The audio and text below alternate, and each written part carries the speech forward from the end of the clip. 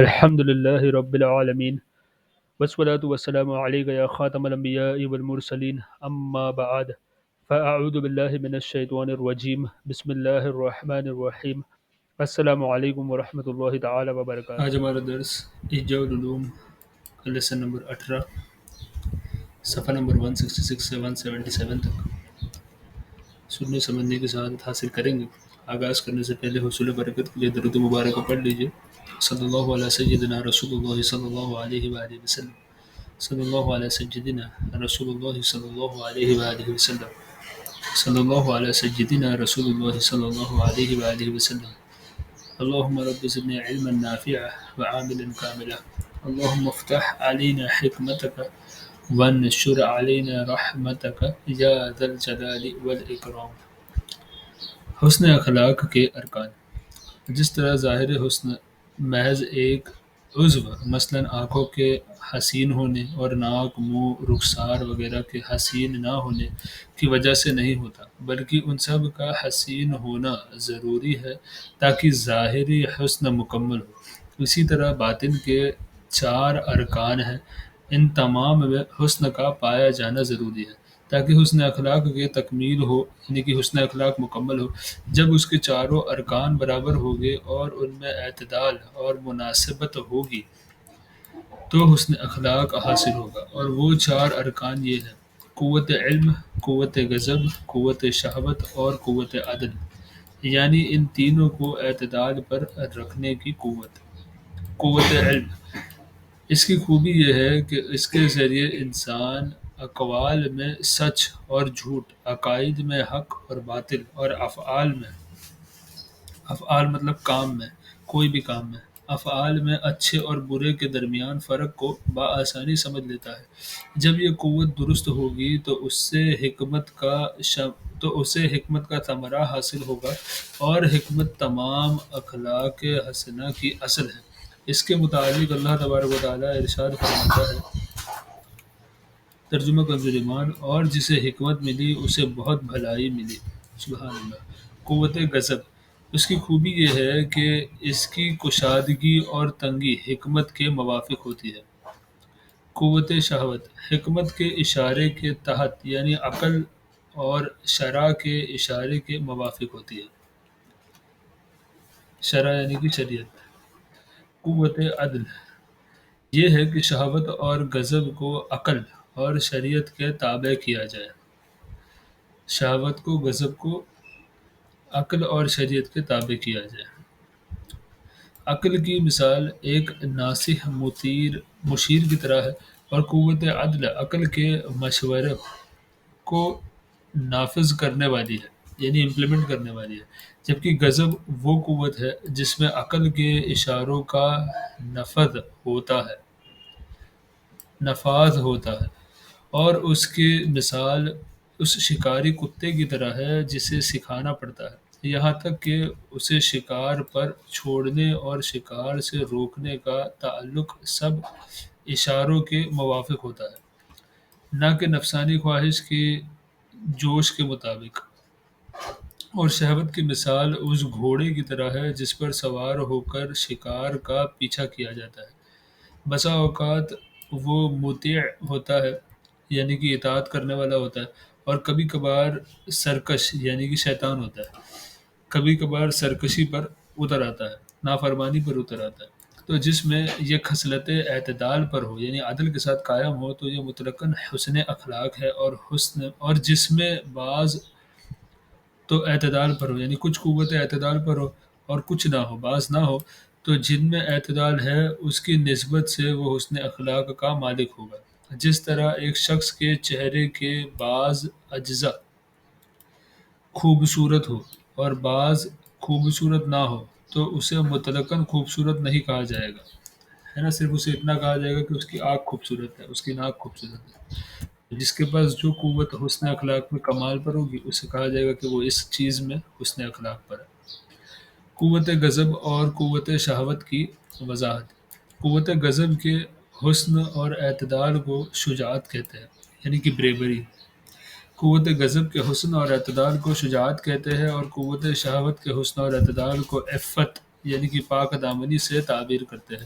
اگر قوت غضب اعتدال سے بڑھ جائے تو اسے تہور یعنی کہ کم عقلی پر مبنی دلیری کہتے ہیں، اور اگر اس میں کمی اور ضعف ہو تو اسے بزدل اور کمزوری سے تعبیر کرتے ہیں۔ اگر شہوت کی قوت اعتدال سے بڑھ جائے تو اسے ہوس کہا جاتا ہے، اور اگر کمی کی جانب مائل ہو تو جمود کہتے ہیں۔ درمیانی حالت قابل تعریف اور باعث فضیلت ہے، جبکہ اس کی دونوں طرفیں قابل مذمت ہے۔ عدل جب فوت ہو جائے تو کمی یا زیادتی پر مشتمل اس کی دونوں طرفیں نہیں ہوں گی، بلکہ اس کے مد مقابل ظلم ہوگا۔ یعنی جب عدل نہیں ہوگا تو ظاہر سی بات ہے ظلم ہوگا، چاہے آگے بڑھ جاؤ یا پیچھے آ جاؤ۔ حکمت اغراض فاسدہ میں جب حد سے زیادہ ہو حکمت اغراض فاسدہ میں جب حد سے زیادہ ہو تو اسے خباثت اور مکر و فریب کہتے ہیں، اور کم ہو تو اسے بے وقوفی کہا جاتا ہے، درمیانی ہو تو اسے حکمت سے تعبیر کرتے ہیں۔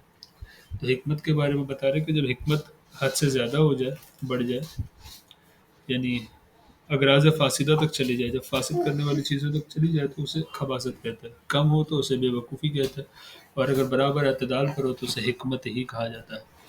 اخلاق کی اصول اخلاق کے اصول چار باتوں پر مشتمل ہے: حکمت، شجاعت، عفت، عدل۔ ٹھیک ہے، چار باتوں پر مشتمل ہے اخلاق کے اصول: حکمت پر، شجاعت پر، عفت پر اور عدل پر۔ یہاں حکمت سے ہماری مراد نفس کی وہ حالت ہے جس کے ذریعے انسان اختیاری افعال میں صحیح غلط کے درمیانی تمیز کر سکے، اور عدل سے مراد نفس کی وہ حالت اور قوت ہے جس کے ذریعے وہ غضب اور شہوت میں حکمت کے موافق انہیں یعنی کہ غضب اور شہوت کو قابو میں رکھتے ہوئے روکتا رہے اور چھوڑتا رہے، یعنی جب اسے ضرورت ہو غضب کی تب غضب کو ظاہر کرے، جب نہ ہو تو ظاہر نہ کرے، یعنی اس کے کنٹرول میں ہو چیز۔ اور شجاعت سے مراد قوت غضب عقل کے تابع ہو، اس کے کہنے کے مطابق کوئی عمل کرے یا چھوڑے۔ عفت سے مراد یہ ہے کہ قوت شہوت عقل اور شریعت کے آداب کے موافق عمل کرے۔ تو جب یہ چاروں اصول اعتدال پر مبنی ہوں گے تو اس کے سبب انسان سے تمام اخلاق جمیلہ صادر ہوں گے، جیسے کہ قوت عقل کے اعتدال سے حسن تدبیر، ذکاوت ذہنی، رائے اور گمان کی درستی، اعمال کی باریکیوں اور نفس کی مخفی آفت پر آگاہی۔ مخفی یعنی چھپی ہوئی جو آفتیں ہوتی ہیں نفس کی، اس کی دھوکے بازی ہوتی ہے، اس پر آگاہی اس کو حاصل ہو جاتی ہے، یعنی وہ سمجھ جاتا ہے اس کے مکر و فریب کو۔ اگر اس میں زیادتی ہو تو اس سے دھوکہ، مکر و فریب اور عیاری پیدا ہوتی ہے، اور کمی کی صورت میں کم عقلی، ناتجربہ کاری، حماقت اور جنون پیدا ہوتا ہے۔ اور ناتجربہ کاری سے مراد یہ ہے کہ خیال کے صحیح ہونے کے باوجود کاموں میں آدمی کو تجربے کی کمی کا سامنا ہو۔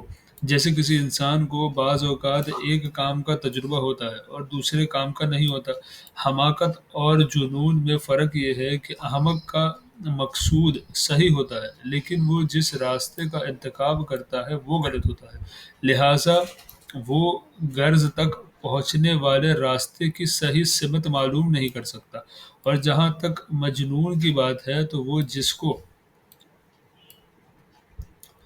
اختیار کرتا ہے اسے اس کو اختیار ہی نہیں کرنا چاہیے، یعنی وہ غلط چیز کو اختیار کرتا ہے جنون میں، لہٰذا اس کا اصل اختیار ہی غلطی پر مبنی ہوتا ہے۔ صفت شجاعت پائی جائے تو اس سے سخاوت، دلیری، خودداری، ارادے کی مضبوطی، تحمل، مزاجی بردباری، ثابت قدمی، غصے کو برداشت کرنا اور وقار اور باہمی محبت وغیرہ جیسی اچھی صفات پیدا ہوتی ہیں۔ لیکن جب اس میں زیادتی واقع ہو تو یہ تہور یعنی کہ کم عقلی پر مبنی دلیری ہے، جس سے شیخی مارنا، تکبر اور غرور کرنا، جلدی غصے میں آ جانا اور خود پسندی جیسی بری صفات پیدا ہوتی ہے۔ اور اگر کمی ہو تو ذلت اور رسوائی، بے صبری، کمینگی، ارادے کی کمزوری اور واجب حق کو لینے سے دور رہنا جیسے صفات پیدا ہو جاتی ہے۔ عفت کی صفت پائی جائے تو اس سے سخاوت، حیا، صبر، چشم پوشی، قناعت، پرہیزگاری، خوش مزاجی، دوسرے کی مدد کرنا، دانائی اور قلت طمع جیسے صفات پیدا ہوتی ہے۔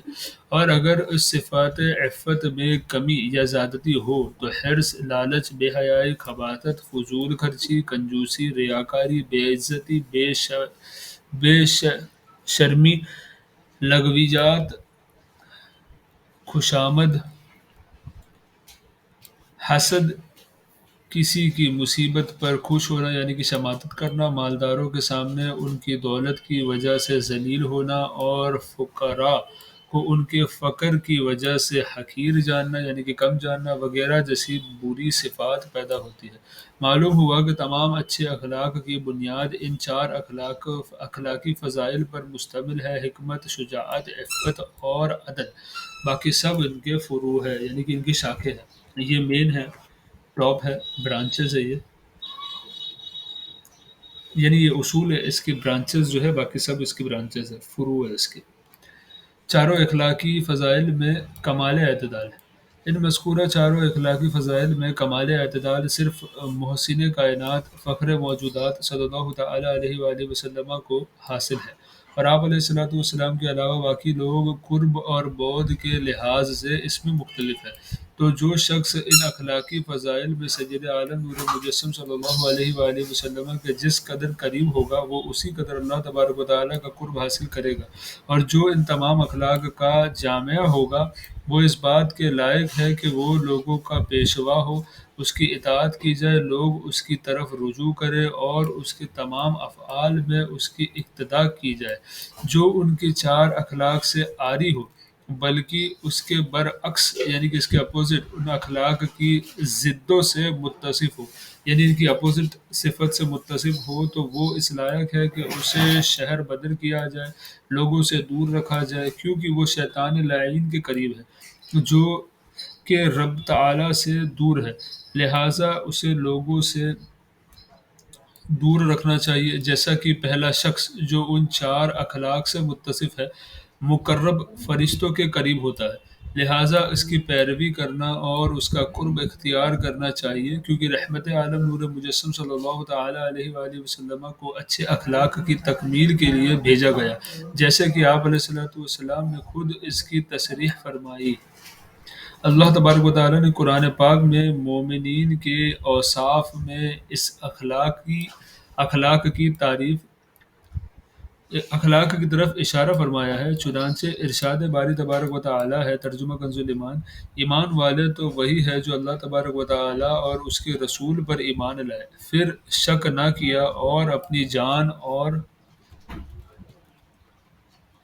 مال سے اللہ تبارک و تعالیٰ کی راہ میں جہاد کیا، وہی سچے ہیں۔ اللہ تبارک و تعالیٰ اور اس کے رسول صلی اللہ علیہ وآلہ وسلم پر بغیر کسی شک اور شبہ کے ایمان لانا ہی قوت یقین، عقل کا ثمرہ اور نتیجہ اور حکمت کا منتہا ہے۔ مال کے ذریعے جہاد کرنا سخاوت ہے جو قوت شہوت کو قابو کرنے کی طرف لوٹتی ہے، اور نفس سے جہاد کرنا شجاعت ہے جو عقل کے موافق اور اعتدال کے طریقے پر قوت غضب کے استعمال کا نام ہے۔ اللہ تبارک و تعالیٰ صحابہ کرام علیہم الرضوان کی تعریف کرتے ہوئے ارشاد فرماتا ہے، ترجمہ کنز ایمان: کافروں پر سخت ہے اور آپس میں نرم دل۔ سبحان اللہ۔ یہ اس بات کی طرف اشارہ ہے کہ شدت کا ایک الگ موقع ہے اور شفقت اور رحمت کا الگ۔ ہر حال میں شدت اختیار کرنا کوئی کمال نہیں، جس طرح ہر حال میں شفقت بھرا سلوک کرنا کوئی کمال نہیں۔ تو یہ خلق کے معنی اس کے حسن اور قبیح ارکان، ثمرات اور نتائج اور اس کے فروع کا بیان تھا۔ تیسری فصل، ریاضت نفس سے اخلاق میں تبدیلی۔ جن لوگوں پر باطل کا غلبہ ہوتا ہے ان پر مجاہدہ، ریاضت نفس، تزکیہ نفس، باطن کی صفائی، تزکیہ نفس یعنی باطن کی صفائی اور اخلاق کو سنوارنے میں مشغولیت گرا گزرتی ہے، تو وہ نفس کو اپنی کوتاہی نفس اب نفس کو اپنی کوتاہی، نقص یعنی کہ جو نقص ہوتے ہیں اندر، عیب جو ہوتے ہیں، نقص اور خباثت باطنی کی وجہ سے قابو میں نہیں کر سکتے۔ ایسے لوگ یہ خیال کرتے ہیں کہ اخلاق میں کوئی تبدیلی واقع نہیں ہو سکتی کیونکہ طبیعتوں میں تبدیلی ممکن نہیں۔ یہ لوگ دو باتوں کی وجہ سے یہ استدلال کرتے ہیں۔ نمبر ایک، خلق۔ جس طرح اس کا تعلق باطنی صورت سے ہے اسی طرح اس کا تعلق ظاہری صورت سے بھی ہے۔ آدمی ظاہری صورت کو بدلنے پر قادر نہیں ہوتا۔ مثلا پست قد والا شخص خود کو لمبا اور لمبے قد والا خود کو پست قد نہیں بنا سکتا، اور بدصورت اپنے آپ کو خوبصورت نہیں بنا سکتا۔ اسی طرح باطنی بدصورتی ہے کہ اس میں بھی تبدیلی نہیں ہو سکتی۔ نمبر دو، حسن اخلاق کے لیے شہوت اور غضب کو ختم کرنا ہوتا ہے، اور ہم نے طویل مجاہدے سے اس بات کا تجربہ کیا ہے اور جانا ہے کہ یہ چیزیں مزاج اور طبیعت کے موافق ہوتی ہے اور آدمی سے بالکل منقطع یعنی کہ ختم نہیں ہوتی، تو ان کو ختم کرنے میں مشغول ہونا بلا فائدہ وقت ضائع کرنا ہے، کیونکہ تزکیہ نفس کا مقصود تو یہ ہے کہ موجودہ فانی لذتوں کی طرف دل کی توجہ کو ختم کیا جائے۔ اس کا وجود محال ہے، یعنی یہ بات ممکن نہیں۔ یہ جو استدلال ہے جو لوگ کرتے ہیں، یہ کہتے وہ یہ لوگ ہیں جو کہتے ہیں کہ تزکیہ نفس ممکن نہیں، تو وہ ناممکن کے لیے وہ لوگ دو دلیل دیتے ہیں۔ ایک جو نمبر ون ہم نے خلق کے بارے میں دیکھا، اور یہ دوسرا پوائنٹ حسن اخلاق کا جو شہوت اور غضب کے حوالے سے دیکھا۔ تو اب اس کا جواب امام غزالی آگے فرما رہے ہیں۔ پہلے استدلال کا جواب، اگر اخلاق میں تبدیلی واقع نہ ہو تو وعظ اور نصیحت اور تعدیب و تربیت سب بیکار ہو جاتا، اور شہنشاہ مدینہ قرار قلب و سینہ صلی اللہ علیہ وآلہ وسلم سے یہ بات منقول نہ ہوتی، یعنی اپنے اخلاق اچھے کرو۔ انسان کے حق میں اس بات کا انکار کیسے کیا جا سکتا ہے کہ اس کی عادت میں تبدیلی ممکن نہیں، جبکہ حیوانات کی عادات کو بدلنا ممکن ہے، یعنی کہ جانوروں کو بھی ٹرین کیا جا سکتا ہے، جیسے کہ بعض کی وحشت سکھانے کی وجہ سے انسیت میں تبدیل ہو جاتی ہے، شکاری کتا سکھانے سے مؤدب ہو جاتا ہے، یعنی کہ ادب والا ہو جاتا ہے، اور شکار میں سے کچھ نہیں کھاتا بلکہ اسے روک لیتا ہے، اور گھوڑا سرکشی سے اطاعت اور فرما برداری اختیار کر لیتا ہے، اور یہ سب باتیں اخلاق کی تبدیلی ہی۔ موجودات کی اقسام۔ حقیقت حال سے پردہ اٹھاتے ہوئے ہم یہ کہتے ہیں کہ موجودات کی دو قسمیں ہیں۔ نمبر ایک، جن کا وجود کامل ہے، نہ ان میں کمی ممکن ہے اور نہ ان میں زیادتی۔ ان میں کمی یا زیادتی کا اختیار انسان کو حاصل نہیں، جیسے آسمان اور ستارے، اس طرح انسان کے داخلی خارجی اعضاء اور حیوانات کے تمام اجزاء ہیں، ٹھیک ہے، جن کا وجود کامل ہے۔ جن کا وجود ناقص ہے، ان میں یہ صلاحیت موجود ہے کہ جب شرط کمال پائی جائے تو وہ اسے قبول کرتے ہیں، اور یہ شرط بسا اوقات بندے کے اختیار میں ہوتی ہے۔ جیسے سیب کا بیچنا تو سیب کا پھل ہے،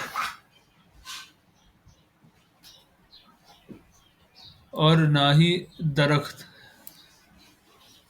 معذرت یہ جیسے سیب کا بیج نہ تو سیب کا پھل ہے اور نہ ہی درخت، لیکن اس کے انداز میں پیدا کیا گیا ہے کہ اگر اس کی تربیت کی جائے تو وہ درخت تو بن سکتا ہے لیکن پھل نہیں بن سکتا، اور تربیت کے ذریعے بھی ایسا ممکن نہیں۔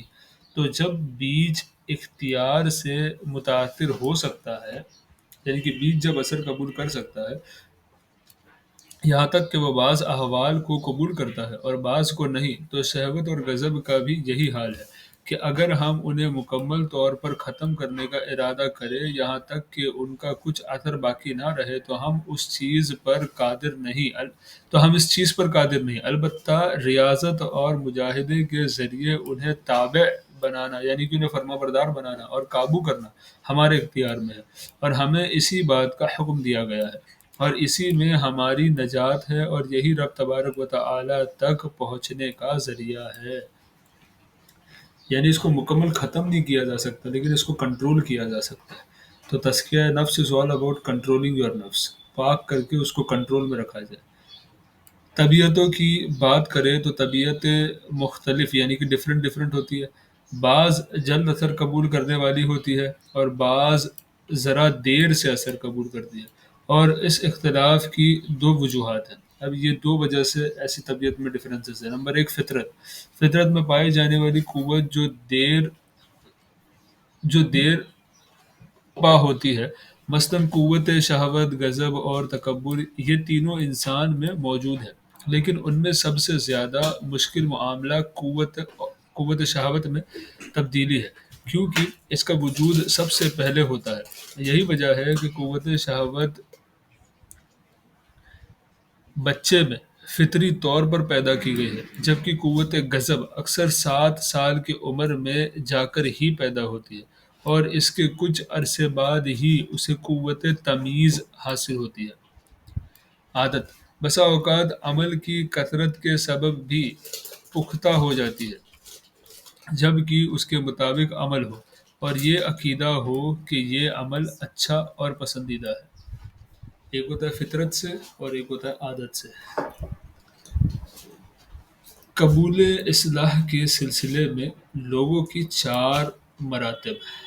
پہلا مرتبہ ان لوگوں کا ہے جو غافل ہے اور حق اور باطل اور اچھے برے میں فرق نہیں کرتے، بلکہ اپنی فطرت پر جس پر وہ پروان چڑھے باقی رہتی ہے، تمام اعتقادات سے فارغ ہوتے ہیں، اور لذت کی اتباع کرنے کے باوجود ان کی خواہش پوری نہیں ہوتی۔ ایسے لوگوں کا علاج ممکن ہے۔ انہیں ایک استاذ اور تربیت کرنے والے کی حاجت ہوتی ہے۔ ان کی نفس میں ایک جذبہ بھی ہوتا ہے جو انہیں مجاہدے پر ابھارتا ہے۔ ایسے لوگوں کے اخلاق علاج سے تھوڑے عرصے میں درست ہو جاتے ہیں۔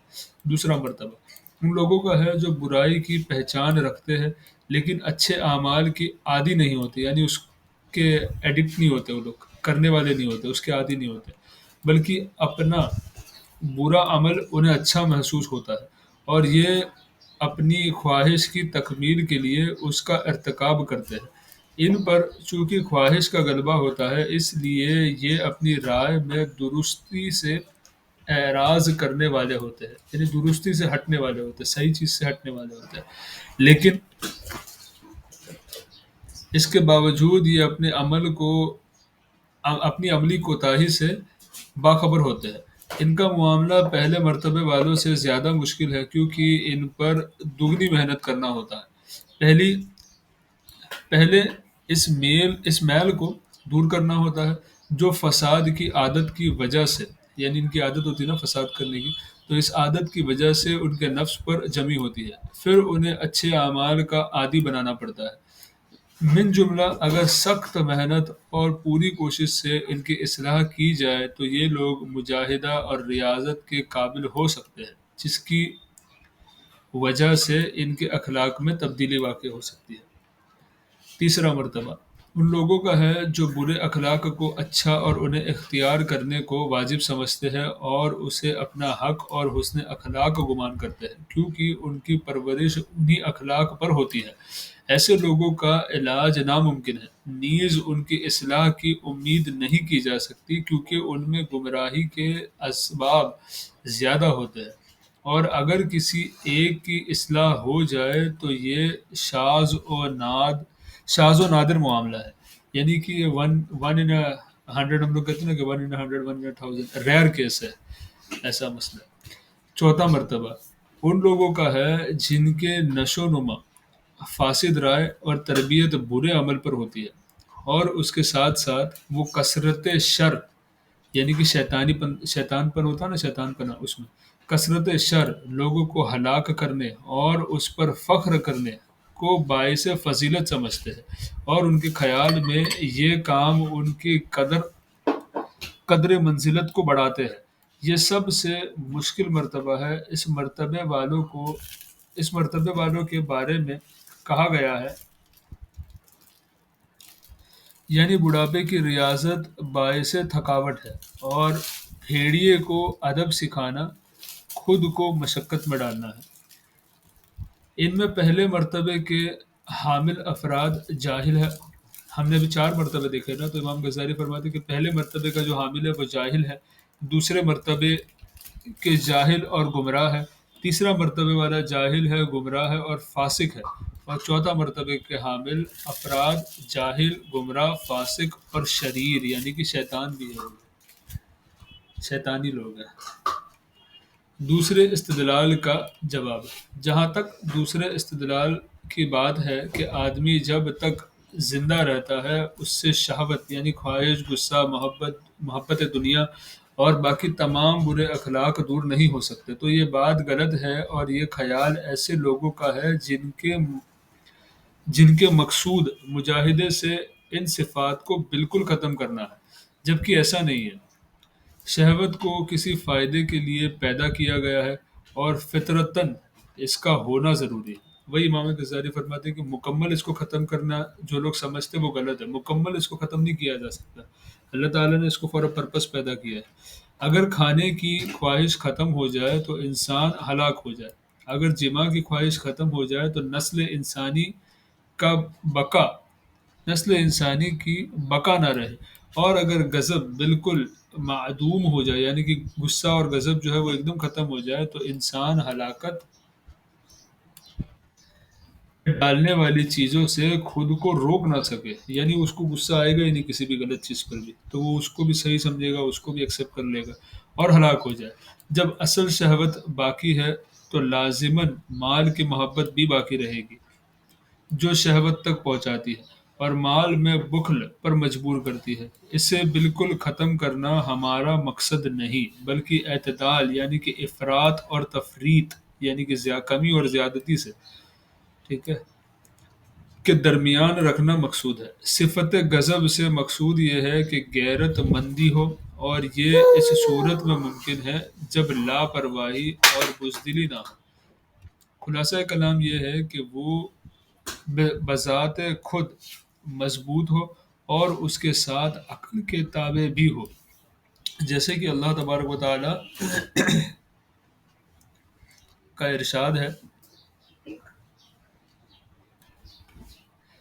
ترجمہ کنز ایمان: کافروں پر سخت ہے اور آپس میں نرم دل۔ اس آیت مبارکہ میں صحابہ کرام علیہم الرضوان کو شدت سے موصوف فرمایا گیا، اور شدت غصے کی وجہ سے ہی صادر ہوتی، اور یہ جو چیز ہے وہ شدت غصے کی وجہ سے صادر ہوتی ہے، اور اگر غصے کو ختم کر دیا جائے تو جہاد باقی نہ رہے گا۔ تو یہ کیسے ممکن ہے کہ خواہش اور غضب کو بالکل ختم کر دیا جائے، حالانکہ انبیاء کرام علیہم السلام بھی ان صفات سے مکمل طور پر خالی نہیں رہے۔ سبحان اللہ۔ رسول خدا صلی اللہ علیہ وآلہ وسلم کا جلال، حضور نبی کریم صلی اللہ علیہ وآلہ وسلم کا فرمان مکرم ہے، یعنی بے شک میں بھی تو لبادۂ بشریت میں ہوں، اور مجھے بھی اس حالت میں دوسرے انسانوں کی طرح غصہ آتا ہے۔ اسی طرح جب آپ علیہ الصلوۃ والسلام کے سامنے کوئی ناپسندیدہ بات کی جاتی تو آپ علیہ الصلوۃ والسلام کے دونوں رخسار مبارک جلال سے سرخ ہو جاتے، لیکن آپ علیہ الصلوۃ والسلام اس وقت بھی حق ہی فرماتے اور اس حالت میں بھی حق سے خروج نہ کرتے۔ سبحان اللہ۔ اللہ تبارک و تعالیٰ نے قرآن مجید میں یہ تو ارشاد فرمایا ہے، اور غصہ پینے والے اور لوگوں سے درگزر کرنے والے، اور یہ ارشاد نہیں فرمایا یعنی وہ لوگ جن میں غصہ نہیں پایا جاتا، فرمایا کہ غصہ پینے والے اور درگزر کرنے والے۔ اللہ تعالیٰ نے یہ نہیں فرمایا کہ غصہ کو ختم کرنے والے یا غصہ نہیں پایا جاتا، ایسا نہیں فرمایا۔ تو یہاں سے بھی ثابت ہوتا ہے کہ مکمل کی بات نہیں کی جا رہی، اس کو کنٹرول میں لانے کی بات کی جا رہی ہے۔ خلق کی تبدیلی سے کیا مراد ہے؟ غضب اور خواہش کو حد اعتدال کی طرف پھیرنے کے ان میں سے کوئی بھی عقل پر غالب نہ ہو، یعنی عقل پر یہ ساری چیزیں حاوی نہ ہو، دل پر یہ ساری چیزیں حاوی نہ ہو، دل ان کو کنٹرول کرے، عقل ان کو کنٹرول کرے، بلکہ دونوں عقل کے ماتحت ہو اور ان دونوں پر عقل کا غلبہ ہو، یہ ممکن ہے۔ اور خلق یعنی کہ عادت کی تبدیلی سے یہی مراد ہے۔ بسا اوقات انسان پر خواہشات کا غلبہ ہوتا ہے جس کی وجہ سے اس کی عقل اسے برے کاموں سے روکنے کی طاقت نہیں رکھتی اور وہ برائی میں بڑھ جاتا ہے، تو عبادت اور ریاضت کے ذریعے وہ حد اعتدال کی طرف لوٹ آتا ہے۔ یہ اس بات کی دلیل ہے کہ ایسا کرنا ممکن ہے، اور تجربہ اور مشاہدہ بھی اس پر دلالت کرتا ہے۔ تو اس میں کسی شک کی گنجائش نہیں رہی کہ اخلاق میں تبدیلی ممکن ہے۔ سبحان اللہ۔ اخلاق سے مقصود، اخلاق سے مقصود افراد و تفرید نہیں بلکہ درمیانی راہ اختیار کرنا ہے۔ جیسے سخاوت شرعی طور پر قابل تعریف ہے، اور یہ اپنی دونوں اطراف فضول خرچی اور کنجوسی کی درمیانی راہ ہے، یعنی کہ نہ اس میں کنجوسی اور نہ کہ اس میں فضول خرچی ہے، افراد بھی نہیں ہے اس میں۔ اللہ تبارک و تعالی نے اس کی تعریف کرتے ہوئے ارشاد فرمایا، اور وہ کہ جب خرچ کرتے ہیں نہ حد سے بڑھے اور نہ تنگی کرے، اور ان دونوں کے بیچ اعتدال پر رہے۔ اور ارشاد فرمایا، اور اپنا ہاتھ اپنی گردن سے بندھا ہوا نہ رکھے اور نہ پورا کھول دے۔ اسی طرح کھانے کی خواہش میں بھی اعتدال متصور ہے، حرص اور کھانے سے بالکل رک جانا مقصود نہیں۔ اللہ تبارک و تعالی ارشاد فرماتا ہے، کھاؤ اور پیو اور حد سے نہ بڑھو، بے شک حد سے بڑھنے والے اسے پسند نہیں۔ سبحان اللہ۔ اور غصے کے متعلق ارشاد فرمایا، کافروں پر سخت ہے اور آپس میں نرم دل، اشداء علی الکفار رحماء بینہم۔ حضور نبی پاک صلی اللہ علیہ وآلہ وسلم نے ارشاد فرمایا، یعنی بہترین کام وہ ہے جو میانہ روی کے ساتھ کیا جائے۔ میانہ روی کی حکمت، میانہ روی اختیار کرنے میں ایک راز اور حقیقت ہے کہ دل کا عوارض دنیا سے محفوظ ہونا باعث سعادت ہے۔ یعنی کہ یہ بہت بڑے فخر کی بات ہے، سعادت کی بات ہے کہ دل جو ہے وہ دنیا کے عوارض سے پاک ہے۔ چنانچہ فرمان باری تبارک و تعالی ہے، مگر وہ جو اللہ تبارک و تعالی کے حضور حاضر ہوا سلامت دل لے کر۔ سبحان اللہ۔